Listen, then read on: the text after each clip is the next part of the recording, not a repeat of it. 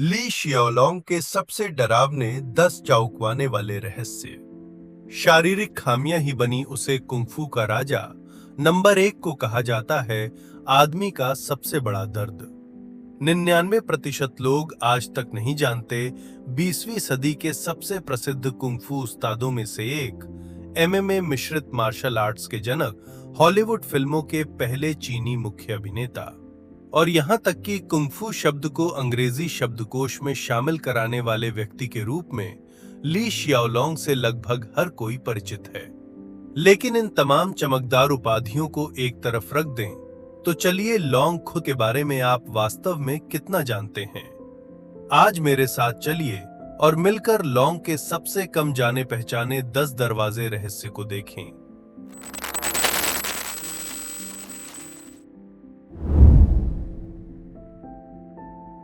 लोंग एक महान martial artist होने के साथ साथ बहुत कम लोग जानते हैं कि वह चा चा नृत्य के क्षेत्र में भी बेहद प्रतिभाशाली थे।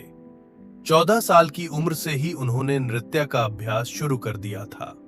शुरुआत में चा चा नृत्य उनके लिए सिर्फ एक शौक था, लेकिन जब उन्होंने महसूस किया कि नृत्य का अभ्यास उनके फुटवर्क और संतुलन को बेहतर बनाता है और साथ ही यह सिखाता है कि शरीर को कैसे सहज, सुंदर और निरंतर बहाव के साथ आगे बढ़ाया जाए, तब साफ हो गया कि नृत्य उनकी मार्शल आर्ट ट्रेनिंग का एक शानदार पूरक है। उन्होंने बिना थके लगातार अभ्यास किया। 18 साल की उम्र तक आते आते उनकी नृत्य तकनीक बेहद निखर चुकी थी। 1958 में एक डांस प्रतियोगिता में हांगकांग चा चा डांस चैंपियन का खिताब जीतना इसका सबसे ठोस प्रमाण है। हालांकि ली शियाओलोंग का नृत्य के प्रति प्रेम यही नहीं रुका। उन्होंने अलग अलग नृत्य शैलियों का अभ्यास और खोज जारी रखी और धीरे धीरे खुद भी नृत्य कला के उस्ताद बन गए। वह अच्छी तरह समझते थे कि नृत्य आत्मा अभिव्यक्ति का एक महत्वपूर्ण माध्यम है, इसलिए उन्होंने इसे अपनी मार्शल आर्ट की चालों में भी समाहित कर लिया।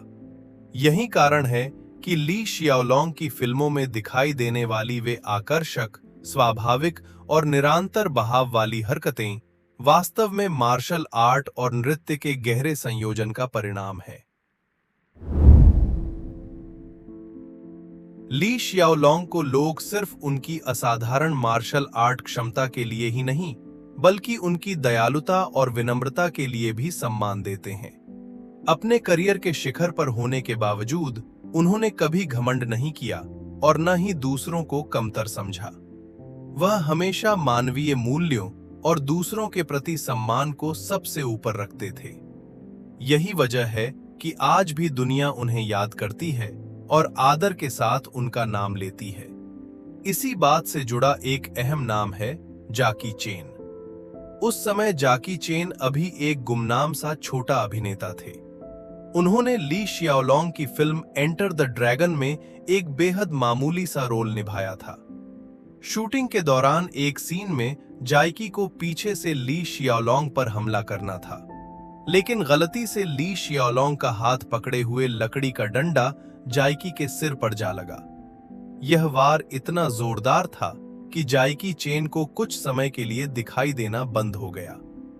यह एक फिल्म सेट पर हुआ हादसा था, लेकिन निर्देशक ने शूट नहीं रोका।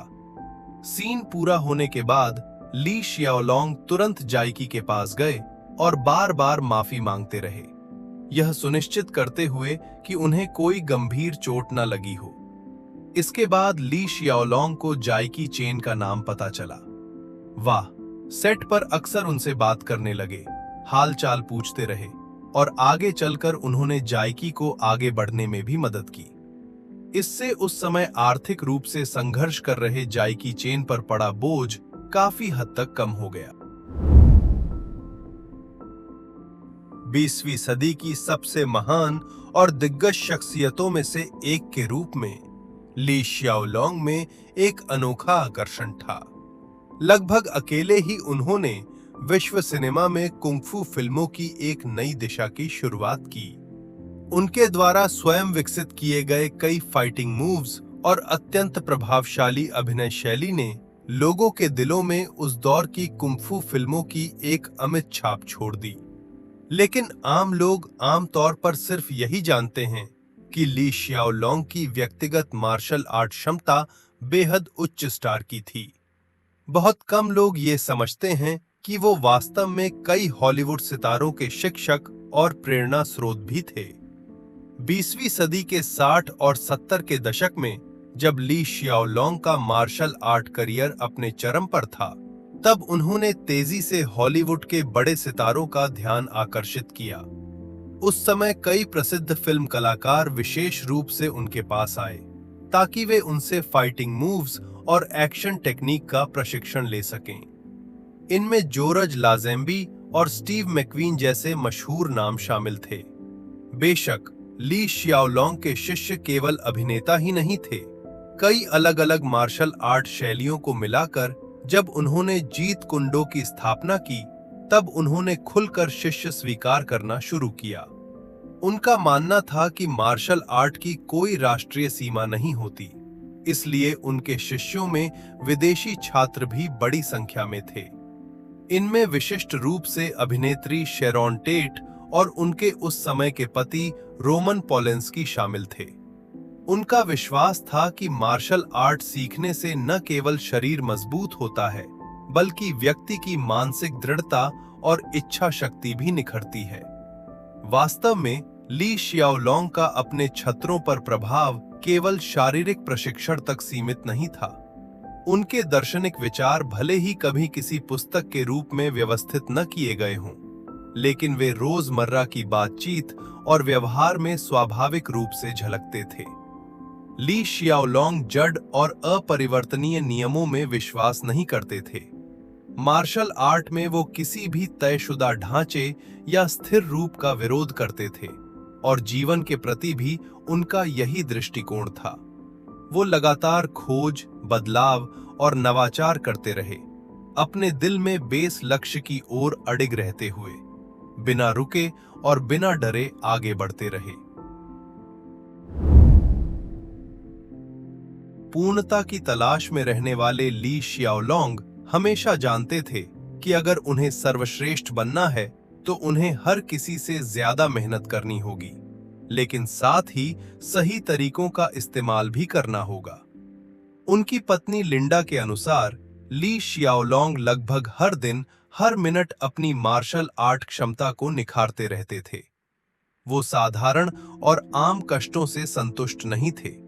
उन्हें ऐसे अभ्यास चाहिए थे जो उन्हें लगातार अपनी सीमाओं को चुनौती देने के लिए मजबूर करें। इस सोच से ड्रैगन फ्लैग नामक ट्रेनिंग मूव पैदा हुआ। असल में इस अभ्यास का शुरुआत में कोई खास नाम नहीं था। ये केवल ली शियाओलोंग द्वारा कोर और धड़ की मांसपेशियों को प्रशिक्षित करते समय खोजा गया एक संयुक्त अभ्यास था।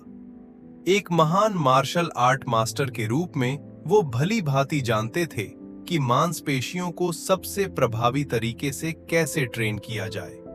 बाद में, क्योंकि इस मूव को करते समय पूरा शरीर हवा में एक लहराते हुए झंडे जैसा दिखाई देता है और इसे ली शियाओलोंग ने लोकप्रिय बनाया था, इसलिए बाद की पीढ़ियों ने इसे उनके नाम से जोड़ते हुए ड्रैगन फ्लैग कहना शुरू कर दिया।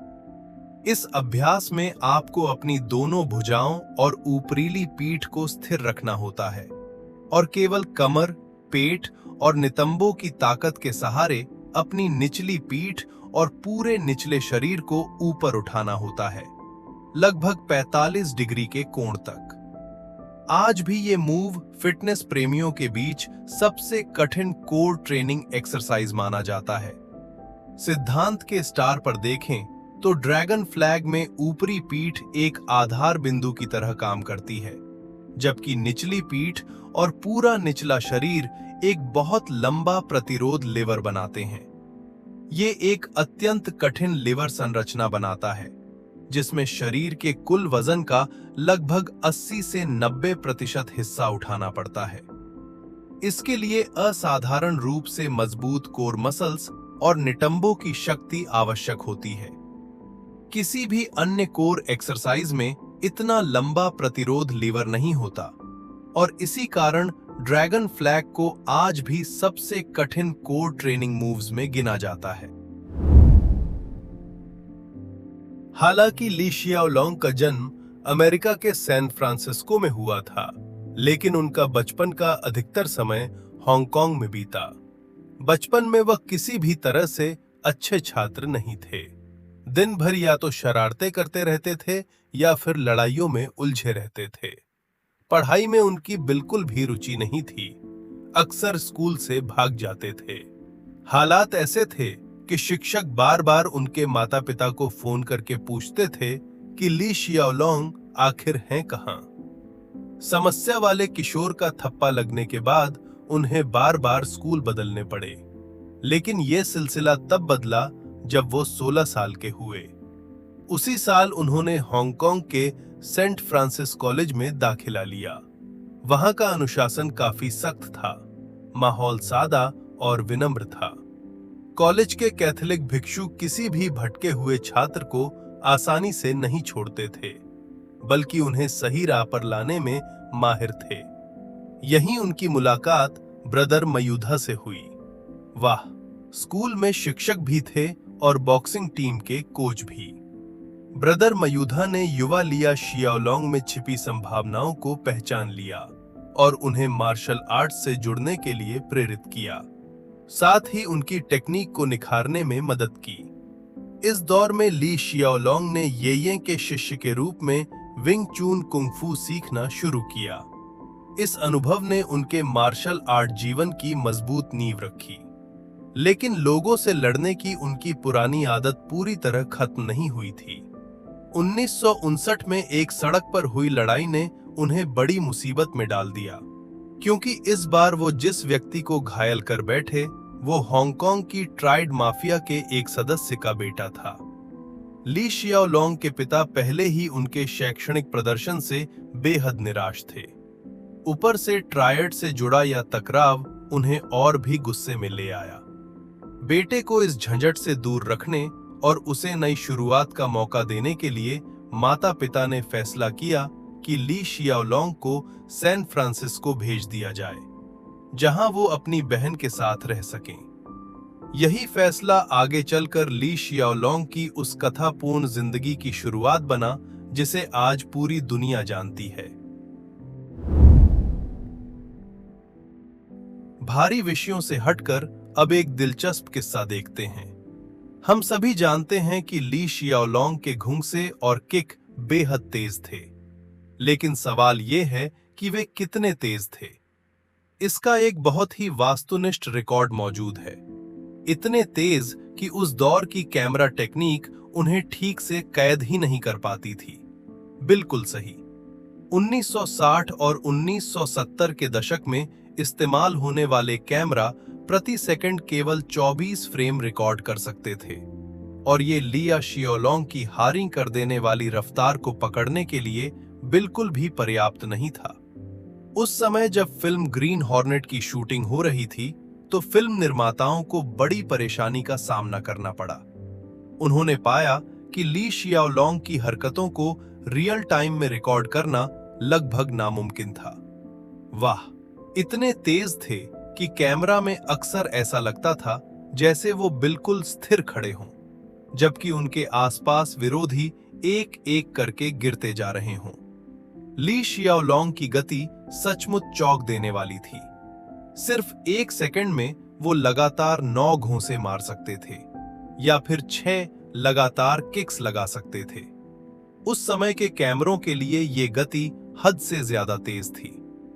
इस समस्या को सुलझाने के लिए प्रोड्यूसर्स को लिया लोगों से अनुरोध करना पड़ा कि वो जानबूझकर अपनी रफ्तार थोड़ी कम करें, ताकि लड़ाई के दृश्य सही तरह से शूट हो सके। लेकिन कई बार तालमेल बिठाने के बाद भी कैमरा में ली शियाओलोंग की तस्वीरें ढूंढ ली और डबल इमेज जैसी ही दिखाई देती थीं। कहना पड़ेगा कि उस दौर की फोटोग्राफी टेक्निक वाकई ली शियाओलोंग की रफ्तार के सामने बेबस थी। जब ताकत शब्द की बात आती है तो ज्यादातर लोग भारी भरकम मांसपेशियों की कल्पना करते हैं, लेकिन ली शियाओलोंग ने यह साबित किया कि असली ताकत शरीर के आकार से नहीं, बल्कि टेक्निक और दृढ़ इच्छा शक्ति से आती है। अमेरिकी बॉक्सिंग चैंपियन जेम्स डीमेलियर ने एक इंटरव्यू में बताया था कि जब उनकी पहली बार ली शियाओलोंग से मुलाकात हुई तो उन्हें लगा कि ली शियाओलोंग कुछ ज्यादा ही चंचल हैं और उन्होंने उन्हें सबक सिखाने की सोची। जब जेम्स ने ली शियाओलोंग पर मुक्का चलाया तो उसका हाथ पल भर में ही कस कर पकड़ लिया गया। इससे पहले कभी किसी ने उसके हाथ को काबू में नहीं किया था। ली शियाओलोंग की अनोखी पकड़ ऐसी थी कि वह चाहकर भी हाथ छुड़ा नहीं सका।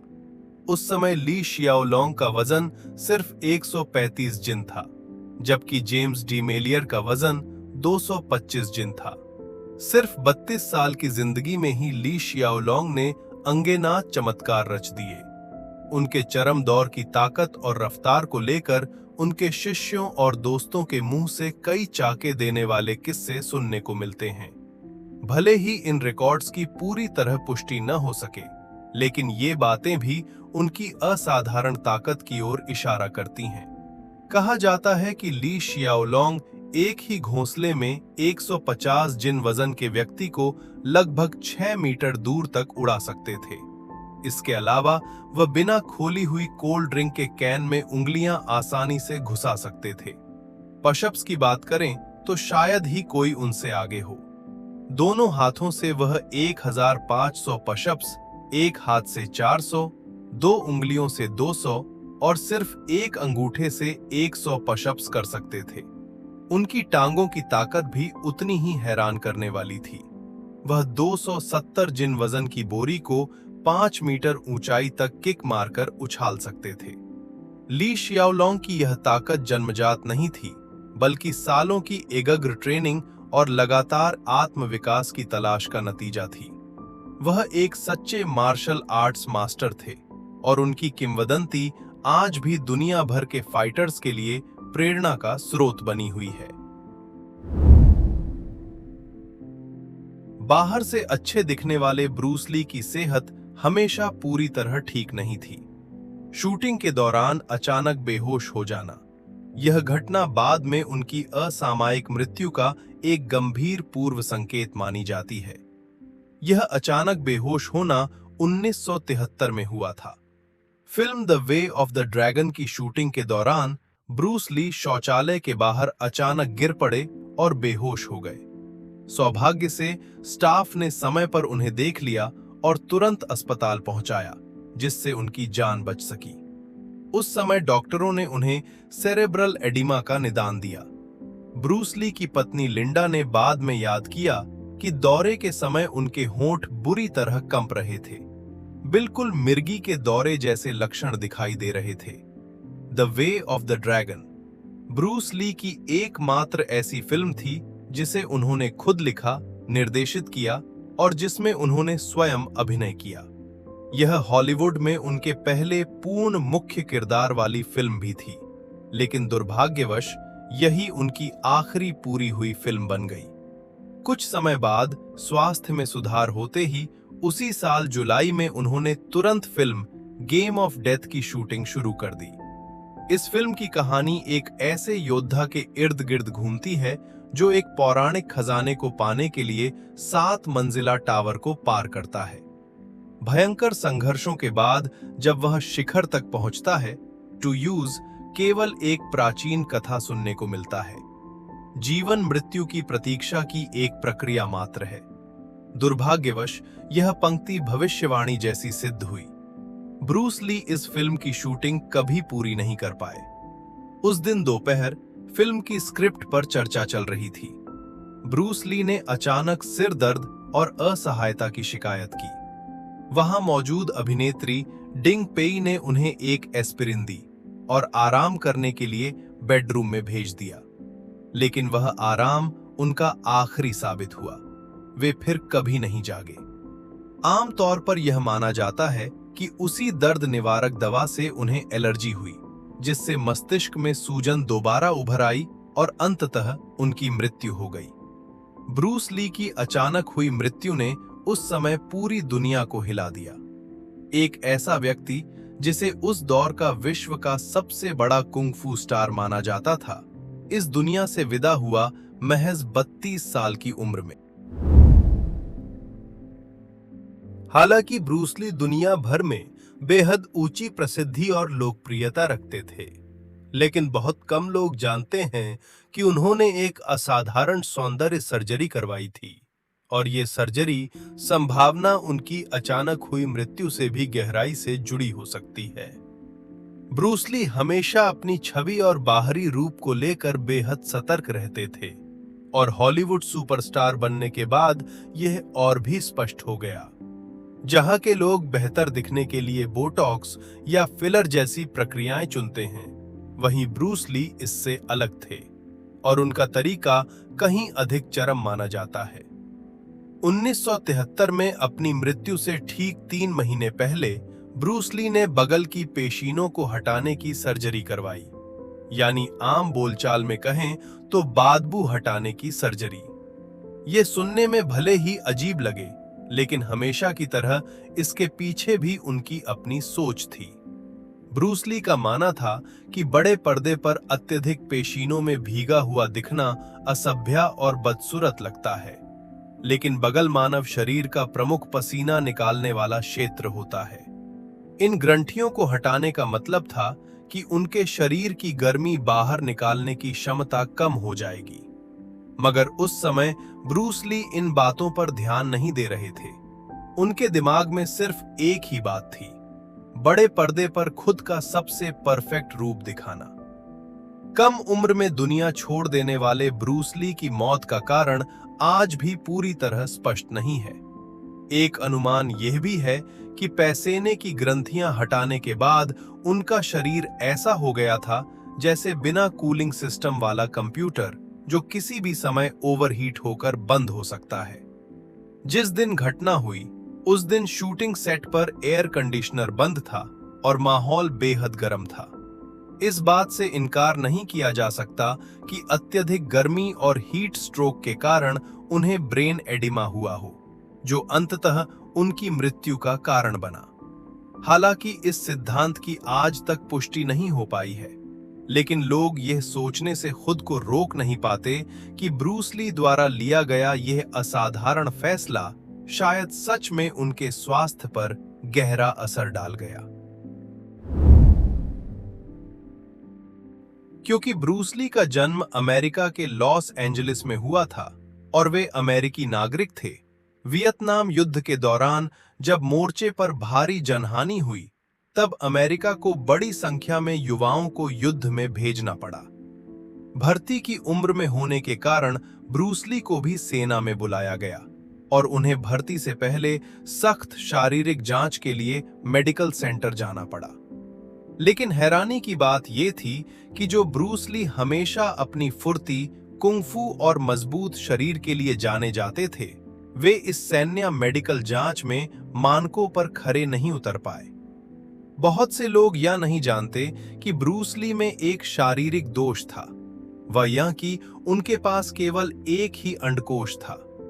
चिकित्सा की भाषा में इस स्थिति को क्रिप्टोर्चिडिज्म कहा जाता है, यानी जन्म के समय एक अंडकोश पेट की गुहा में ही रह गया और अंडकोश थैली में नहीं उतर पाया। लेकिन यह एक ऐसा शारीरिक दोष है जो किसी व्यक्ति की शारीरिक क्षमता को प्रभावित नहीं करता। इसके बावजूद सेना डॉक्टरों का मानना था कि ऐसी स्थिति वाला व्यक्ति युद्ध के मैदान के लिए उपयुक्त नहीं है। इतना ही नहीं, बाद में ये बात कुछ लोगों को पता चल गई और कुछ लोग इसी बात को लेकर ब्रूस ली का मजाक उड़ाने लगे। यहां तक कहा गया कि उन्होंने अत्यधिक मार्शल आर्ट ट्रेनिंग के कारण खुद को इस हालत में पहुंचा लिया। एक समय तक इस तरह की बातें ब्रूस ली के लिए मानसिक दबाव का कारण भी बनी, लेकिन कभी-कभी किस्मत वाकई अजीब होती है। यही शारीरिक दोष ब्रूस ली को वियतनाम के उस युद्ध क्षेत्र में भेजे जाने से बचा ले गया जिसे जीवन की चक्की कहा जाता था, और इसी वजह से वह एक महान और किंवदंती बन चुके कुंग-फू मास्टर बने थे। ठीक है, यही था आज के वीडियो का पूरा कंटेंट। आज बताए गए ब्रूस ली के ये 10 काम जाने जाते दरवाने रहस्य, इनमें से कौन सा आपको सबसे ज्यादा याद रह गया? नीचे कमेंट सेक्शन में जरूर बताइए। अगर आपको यह वीडियो पसंद आया हो तो लाइक कीजिए, सब्सक्राइब कीजिए और इसे अपने दोस्तों के साथ शेयर भी कीजिए। देखने के लिए धन्यवाद। हम अगली वीडियो में फिर मिलेंगे।